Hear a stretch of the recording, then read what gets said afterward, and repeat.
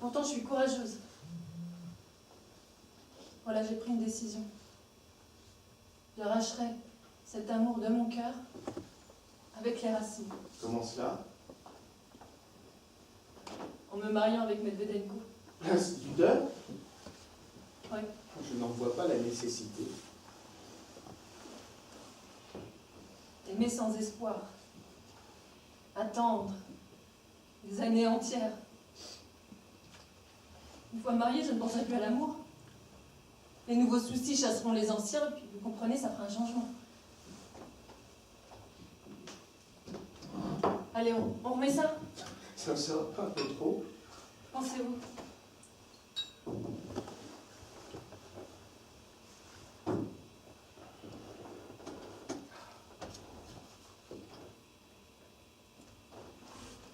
Ne me regardez pas comme ça. Les femmes boivent plus souvent que vous ne pensez. Beaucoup boivent en cachette, quelques-unes seulement comme moi, ouvertement. Et toujours de la vodka. Ou du cognac. À la bonne vôtre.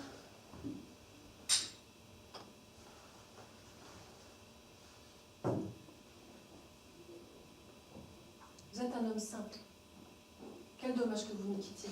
Je n'ai vraiment pas envie de partir, moi non plus. Demandez-lui donc de rester. Non, c'est trop tard. Son fils se conduit sans le moindre tact. Tantôt, il a voulu se tuer. Maintenant, il aurait l'intention de le provoquer en duel. Pourquoi cela? Il boude. Il affiche son mépris. Il prêche des formes nouvelles. Mais il y a de la place pour tout le monde, les anciens et les nouveaux. À quoi bon se bousculer? La jalousie. La jalousie est aussi pour quelque chose. D'ailleurs, ça ne me regarde pas. Mon instituteur ne brille pas par l'esprit. C'est un brave homme. Il est pauvre. Mais il m'aime beaucoup. Moi, je le plains. Je plains aussi sa vieille mère. Eh bien, ne gardez pas un trop mauvais souvenir de moi. Je vous suis bien reconnaissant de votre amitié. Envoyez-moi vos livres avec une dédicace. J'y tiens absolument. Ne mettez pas à la très estimée, non. Simplement à Maria, fille sans parents, inutile sur cette terre. Adieu.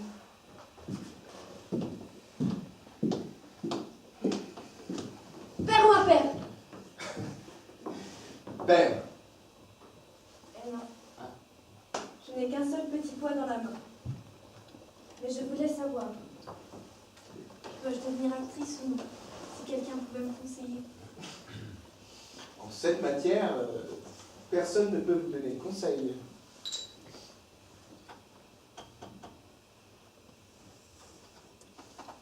Nous allons nous séparer.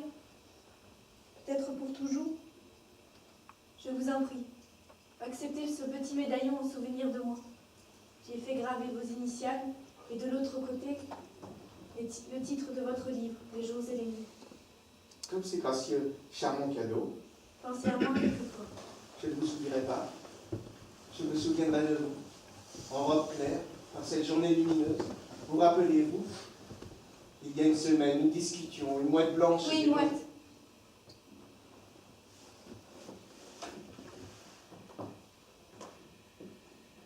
Quelqu'un vient. Nous ne pouvons plus parler. Avant de partir, accordez-moi 5 minutes, je vous en supplie. Non, Pétroucha, il ferait mieux de rester.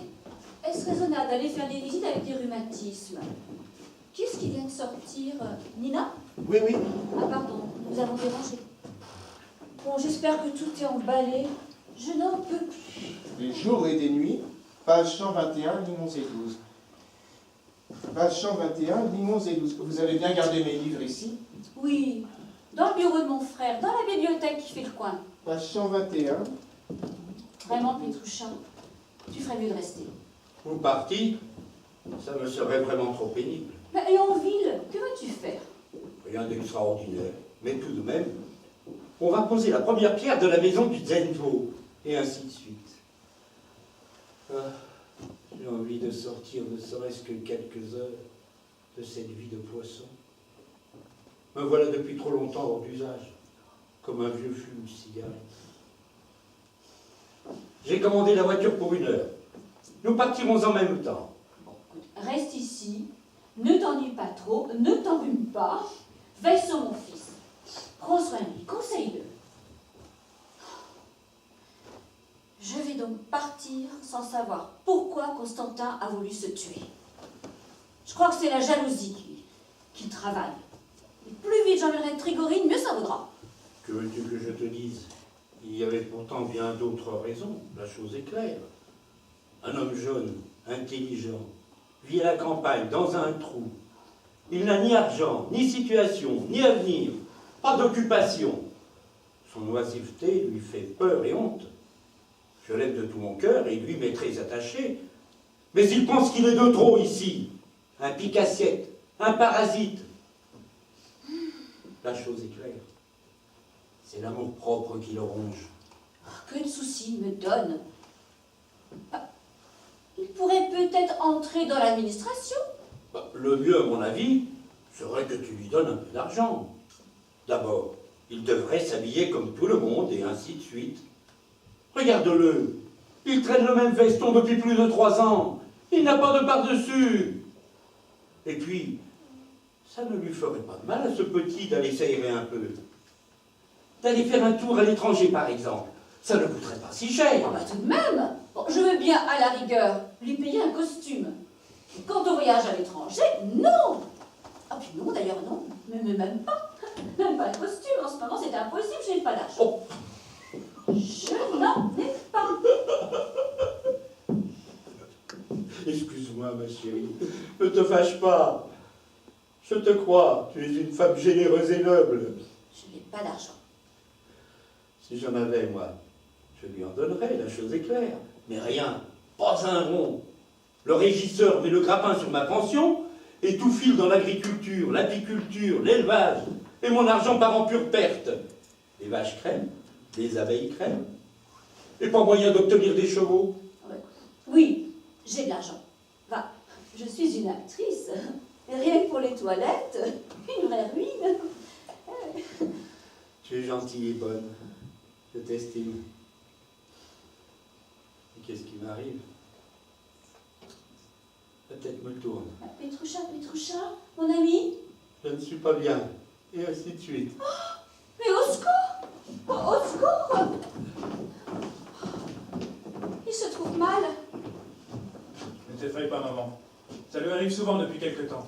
Ce n'est rien. Ce n'est rien.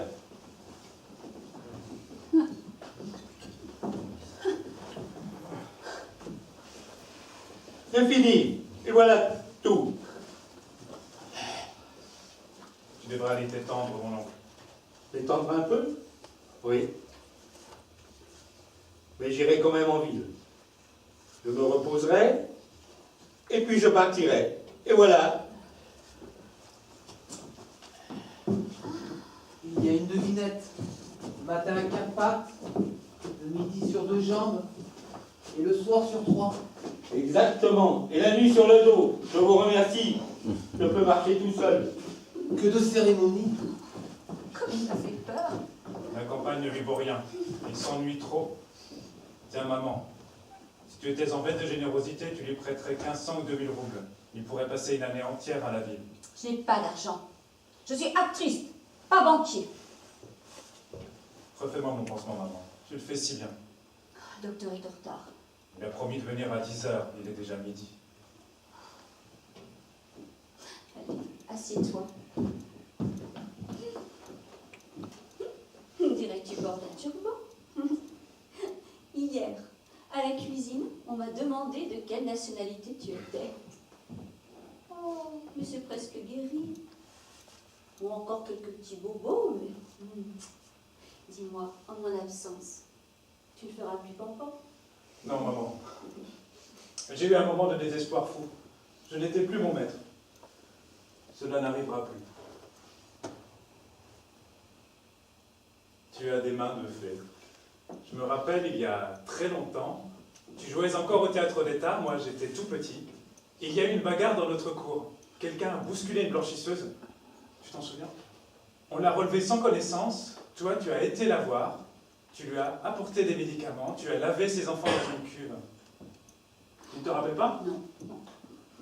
Il y avait aussi 2 ballerines dans la maison. Elles venaient prendre le café chez toi. Ça, je m'en souviens. Elles étaient très pieuses. Depuis quelques jours, je t'aime aussi tendrement, aussi naïvement que dans mon enfance. Je n'ai plus que toi au monde. Mais pourquoi céder à l'influence de cet homme? Mais tu ne le connais pas, Constantin. Mais c'est l'être le plus noble qui soit. Ce qui ne l'a pas empêché de se montrer poltron quand on lui a appris que j'avais l'intention de le provoquer en duel. Il veut partir. C'est une fuite honteuse. Mais quelle bêtise! Mais c'est moi-même qui lui ai demandé de partir. L'être le plus noble. Nous voilà presque fâchés à cause de lui. Lui qui en ce moment au salon ou au jardin est en train de se moquer de nous. Ou bien de cultiver l'esprit de Nina, de la persuader définitivement de son génie. Quel plaisir éprouves-tu à me dire des choses désagréables? J'estime cet homme. Et je te demande de ne pas l'insulter devant moi. Moi, je ne l'estime pas. Tu voudrais que moi aussi je le considère comme un génie, mais excuse-moi, je ne sais pas mentir. Ses œuvres me répugnent. Décadent. C'est de la jalousie. Les gens dépourvus de talent, les prétentieux, n'ont rien d'autre à faire que de dénigrer les vrais talents. Belle consolation. Les vrais talents. J'ai plus de talent que vous tous, s'il faut parler franc. Vous autres, routiniers, vous vous êtes imposés en art. Rien n'est permis ni autorisé, que ce que vous faites. Tout le reste, vous l'opprimez, vous l'étouffez. Je ne vous reconnais pas, ni toi, ni lui. Oui, de la vraie décadence. Retourne donc à ton cher théâtre, va jouer dans des pièces lamentables et stupides. Mais je n'ai jamais joué dans des pièces pareilles. Mais laisse-moi. Tu n'es même pas capable d'écrire un malheureux vaudeville. Petit bourgeois de Kiev. Kripsou. Parasite, nullité, clochard.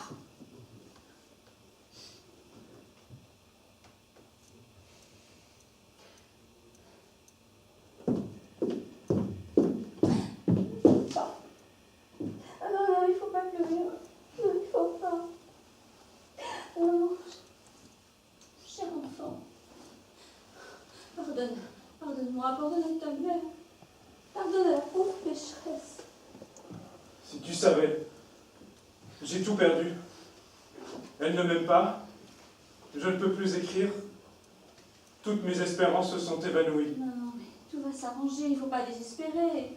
Assez. Il va partir tout à l'heure, il t'aimera à nouveau. Nous voilà réconciliés, n'est-ce pas? Oui, maman. Fais la paix avec lui aussi. Il ne faut pas de duel, n'est-ce pas? Bien. Mais permets-moi de ne plus le revoir. C'est trop difficile. Au-delà de mes forces. Voilà. Le docteur me refera mon pansement. Page 121, lignes 11 et 12. Voilà. Si jamais tu as besoin de ma vie, viens la prendre. La voiture sera là dans un moment. Si jamais tu as besoin de ma vie, viens la prendre. J'espère que tu as tout emballé. Oui, oui. Pourquoi l'appel de cette âme pure me rend-il triste? Pourquoi mon cœur s'est-il si douloureusement serré? Si jamais tu as besoin de ma vie, viens la prendre. Restons un jour de plus. Restons. Chérie, je sais ce qui te retient ici, mais il faut te maîtriser. Tu es un peu enivré, reprends-toi. Toi aussi. Sois lucide, sois calme et raisonnable. Je t'en supplie, considère tout cela en ami véritable. Tu es capable de grands sacrifices. Prends-moi ma liberté. Tu es donc tellement amoureux? Je me sens attiré vers elle. C'est peut-être justement ce qui me manque. L'amour d'une petite provinciale, mais comme tu te connais mal. Il arrive aux gens de dormir tout en marchant. Ainsi, je te parle et je crois dormir, et et la voir en rêve, des visions suaves, merveilleuses, rends-moi ma liberté. Non, mais je suis qu'une femme ordinaire. On n'a pas le droit de parler ainsi. Non, non, ne torture pas, Boris. Si tu veux, tu peux être une femme J'ai peur. Tu peux être une femme exceptionnelle. Un amour jeune, charmant, poétique, qui vous emporte dans un monde de rêves. Lui seul peut vous donner encore un vrai bonheur sur Terre. Je n'ai jamais connu un tel amour. Quand j'étais jeune, je courais les rédactions, je luttais contre la misère. Et voilà, il m'appelle, il est venu, pourquoi le fuir? Tu es fou. Tant pis. Vous êtes donc tous donné le mot pour me torturer aujourd'hui? Elle ne comprend pas, elle ne veut pas comprendre. Suis-je donc si vieille et si laide que l'on puisse sans se gêner de parler d'autres femmes? Tu as perdu l'esprit, mon divin. Tu es la dernière page de ma vie, ma joie, ma fierté, ma félicité. Si tu me quittes même une heure, je ne survivrai pas. Mon sublime, mon merveilleux, mon maître. Quelqu'un pourrait Eh rentrer. bien qu'on entre. Je n'ai pas honte de mon amour pour toi. Mon trésor m'a tête brûlée. Tu veux faire des folies, mais moi je ne te laisserai pas faire, je ne veux pas. Tu es à moi. À moi ce front, et ces yeux, et ces cheveux tout soyeux, à moi tout entier. Tu as tant d'intelligence et de talent, le meilleur de tous les écrivains vivants. Tu as tant de sincérité, d'humour sain, de fraîcheur. D'un seul trait, tu sais rendre le caractère d'un être, d'un paysage. Tes personnages sont vivants. On peut te lire sans enthousiasme. Et tu crois que je t'encense, que je te flatte, mais regarde-moi bien dans les yeux. Est-ce que j'ai l'air d'une menteuse? Tu vois bien, je suis la seule à savoir t'apprécier. Je te dis la vérité. Non, chérie, ma merveille, tu viendras avec moi, dis-tu. Tu ne m'abandonneras pas. Je n'ai pas de volonté. Je n'en ai jamais eu. Veule et mou, toujours soumis. Comment cela pourrait-il plaire aux femmes? Prends-moi. Emmène-moi, mais surtout ne me quitte pas d'un pas. Et maintenant, il est à moi. D'ailleurs, reste, si tu en as envie. Je partirai, tu me rejoindras dans quelques jours, un peu plus tard. C'est vrai, pourquoi te presser? Non, non, nous partons ensemble. Comme il te plaira, on part ensemble. Tu t'as entendu? Qu'est-ce que tu écris? J'ai entendu ce matin un mot amusant. Le bois des vierges. Donc nous partons. Encore des gares, des wagons, des buffets, des côtelettes de veau, des bavardages. J'ai l'honneur de vous annoncer que la voiture est à la porte. Nous devons partir, très estimé. Le train arrive à 2h05. Eh bien, Irina Nikolovna, n'oubliez pas de vous informer de ce qu'est devenu l'acteur Zoustavtchev. Vit-il encore? Est-il en bonne santé? Ayez cette bonté. Dans le temps, j'ai vidé pas mal de verres dans sa compagnie. Dans le courrier attaqué, il était inimitable.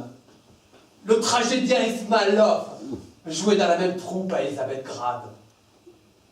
Encore un personnage remarquable. Ne vous pressez pas trop, très estimé. Vous avez encore 5 minutes. Une fois, dans un mélodrame, tous deux devaient jouer les conspirateurs. Et au moment d'être pris, Ismailov devait dire « Nous sommes tombés dans un guet-apens !» Et le voilà qui dit « Nous sommes tombés dans un pétagan !» Un pétagan. Un pétagan. J'ai oublié quelque chose, je reviens. C'est vous? Nous partons. Je savais que nous ne reverrions encore. Boris Alexeevitch, ma décision est prise. Je vais faire du théâtre. Demain, je ne serai plus ici. Je quitte mon père, j'abandonne tout. Je pars comme vous, pour Moscou. Nous nous retrouverons là-bas. Descendez au bazar slave. Prévenez-moi dès votre arrivée à Mochnanovka, maison de Grogoski. Je suis pressé. Encore un instant.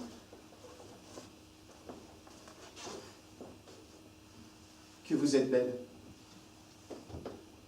Oh, quel bonheur de de savoir que nous nous reverrons encore. Je reverrai ses yeux merveilleux, ce tendre sourire indéciblement beau, la douceur de ses traits, cette expression de pureté angélique, ma chérie.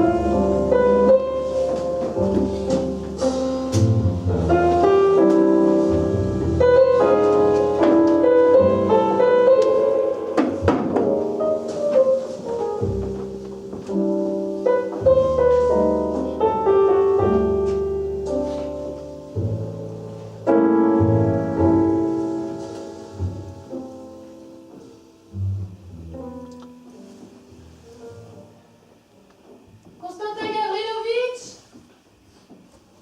Constantin Gavrilovitch! Personne. Le vieux demande à chaque instant où est son costard. On ne peut plus se passer de lui. Il craint la solitude. Quel temps! 2 jours que ça dure. Il y a des vagues énormes sur le lac. Il fait noir dans le jardin. On devrait démolir ce théâtre. Il est là, nu, affreux comme un squelette. Le rideau claque à tous les vents. Hier soir, en passant devant, il m'a semblé que quelqu'un pleurait à l'intérieur. En voilà des idées.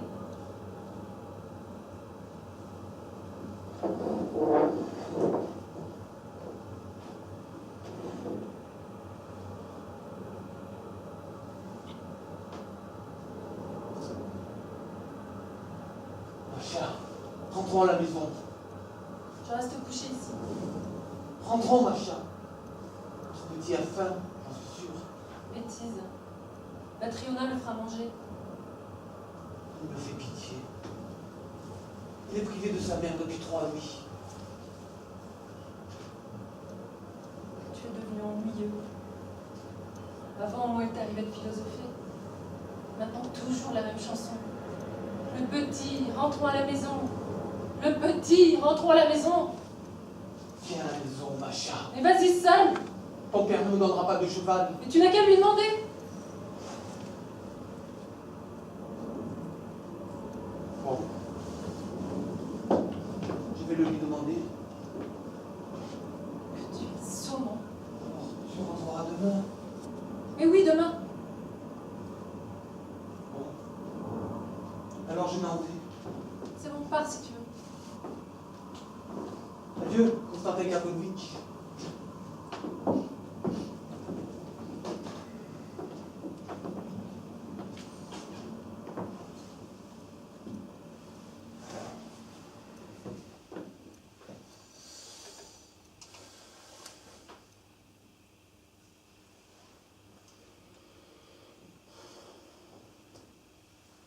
Une femme ne demande pas grand-chose, Kostya. Un regard affectueux de temps en temps.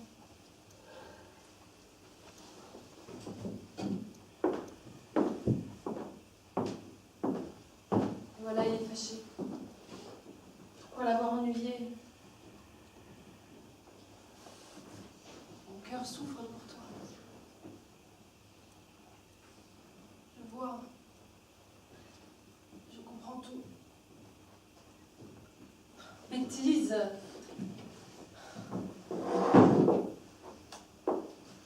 Faut pas se laisser aller, c'est tout. Ne pas attendre éternellement le beau temps sur je ne sais quel rivage. Si l'amour pousse dans ton cœur, arrache-le.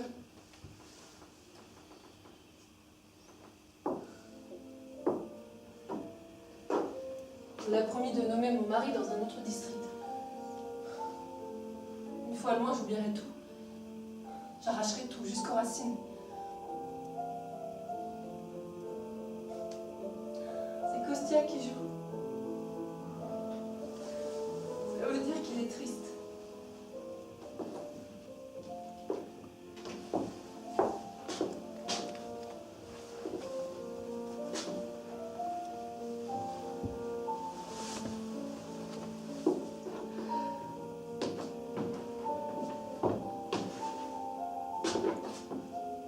Le principal, c'est de ne plus le voir.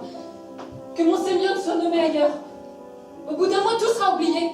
Ce sont des bêtises.